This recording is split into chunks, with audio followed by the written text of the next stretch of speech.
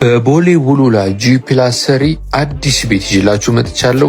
75 ካሬ G+3 ቆንጆ ቤት ነው። ውስጡን እያንዳንዱን አስጎበኛችኋለሁ።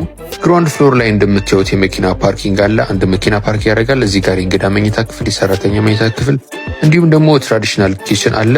እዚህ ጋር ባዝሩም አለ። ግራውንዱ ላይ አንደኛ ፎቅ ላይ ስንሄድ ሳሎኑ እናገኛለን። የተለያዩ ፎቶዎች ስለተሰቀሉ በደንብ አላሳያቸውም። ሰፊ ነው ሳሎኑ። አንደኛ ፎቅ ሙሉ ሳሎን ነው። ከዛ በተጨማሪ ደግሞ ባዝሩም አለ። ከሳሎኑ ውጭ አንደኛ ፎቅ ላይ ወደ ሁለተኛ ፎቅ ስንሄድ ደግሞ መኝታ ክፍሎች እናገኛለን። 3 መኝታ ክፍሎች እናገኛለን። አንደኛው ይሄ ያያችሁት ነው። ሁለተኛው ይሄኛው ነው። ሶስተኛው ደግሞ እዚህ ጋር አለ። ለሶስቱም ኮመን ባዝሩም አለ።